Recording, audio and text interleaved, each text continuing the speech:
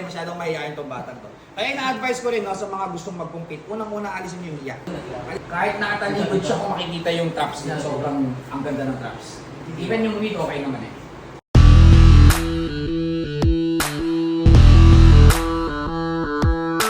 Hey, what's up? So, meron tayong isang tropa dito na i-physic check natin. So, ano bang ano, Bart? Bart. Mahihayin to eh. So, check natin yung physique niya. Gawa ko dalawang kamay. Na-physique check ko na to dati. Like, 2 or 3 months. June? Okay, last time na pumunta ako dito na physique check ko, mas nagustuhan ko ngayon yung physique niya kasi nag-add size siya. Side ka nga, bro. Yeah, ikaw mga tricep mo. Doon. Talikod ka na. Sige, let's spread that.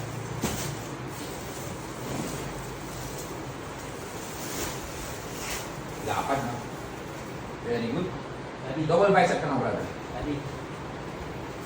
Ay, bukta may bilang na ilaw. Kahit nakatalikod siya kung makikita yung traps niya, sobrang ang ganda ng traps. Even yung mid, okay naman eh. Very good. Sige bro.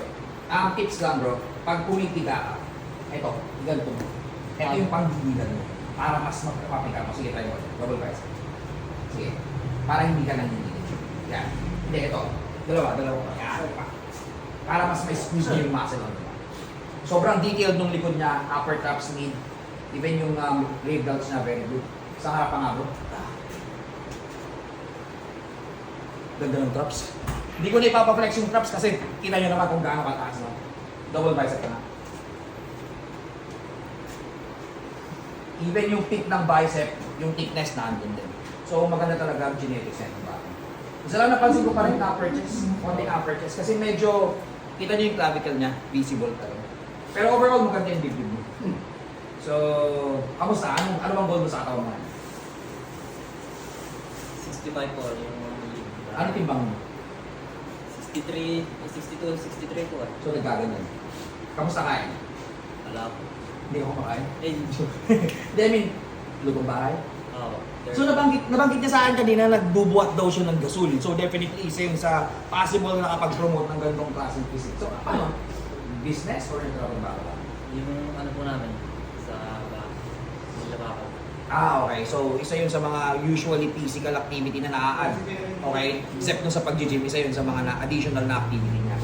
Pero nag-start ka lang payat or taba or what? Skinny fat? Payat. Parang skinny fat po. Parang skinny fat. Pero sa genetics mo kaya malaki malaki. ko. Malaki. Pero maganda po yung braso ko. So, skinny fat nga. So most likely kasi ang skinny fat, yun yung mga sign. Medyo, especially sa core, medyo mataas yung body fat, tapos payat. Okay?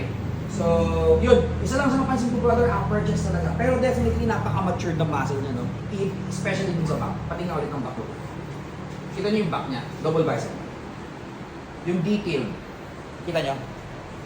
Upper, mid, even yung part ng rhomboid na, rear delts, upper lats, goods na goods.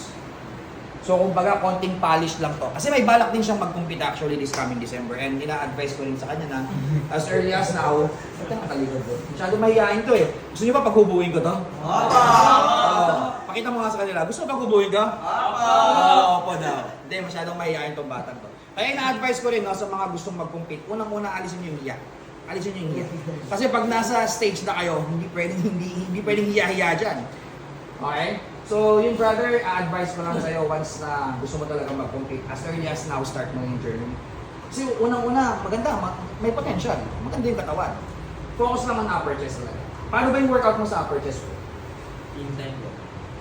Like ano? Dumbbell. Dumbbell, barbell, machine? Yung ba, di ba nabanggit ko sa inyo kanina, dapat huwag repetitive yung po. Ikutan nyo. Pag mag-machine ka ngayon, bukas mag-dumbbell ka, mag-barbell. So, at least, pag nag-incline press kayo, at least 30 to 45 degrees yung angle. Kasi the more na tumataas yung angle niyan, pag umabot na yan ng 50, definitely baka sa front delts na yan tumataas. So, at least 30 to 45 degrees yung angle. And then yung mind and muscle connection, dapat na andun. Hindi ko sinasabi na 30 to 45, in between. Dapat pakiramdaman nyo rin. Hindi ibig kasi, magkakaiba tayo ng height. Magkakaiba tayo ng bone structure. So, dapat, pag pina-perform yung isang workout, kailangan nararamdaman nyo na tumatama doon sa specific muscle part na tinatawag. Di ba? So yun, but overall grow goods, pero marunong ka mag-physic posing. As in, wala, as in type 1. Sige, try mo nga. Napakano naman. Sige na, sige, try mo lang kung anong alam mo posing ang physic. Huwag ka maya. Wala po. Yung ganun lang. Ayan nga, no, di ba? O. Talikod. Yung ganun. O, di ba? Yung parang Juven, hindi mo ba idol si Coach Juven sa gabi? Ito ako nagpo-post. O yun. Wala. Ayun. Tapos smile. Release hangin. Yan. Yung smile, huwag mo kakawala yun. But overall, bro, goods. Goods na goods yung katawan niya. So, baka may question ka. Hindi na, pagkakataon mo, baka may question. Mag-isip. Dami na joke. May ilang minuto ka mag-isip, mga 3 minutes, 4 minutes. Hindi, question, gano'n. And then, advice ka pala, no? Especially, nagpapalat ng mag-complete.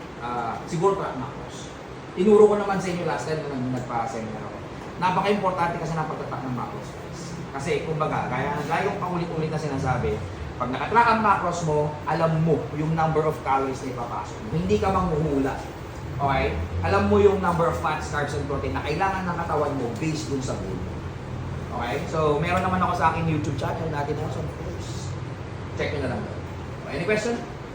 Wala na. Meron yata eh. Wala. Thank you, bro. Ano?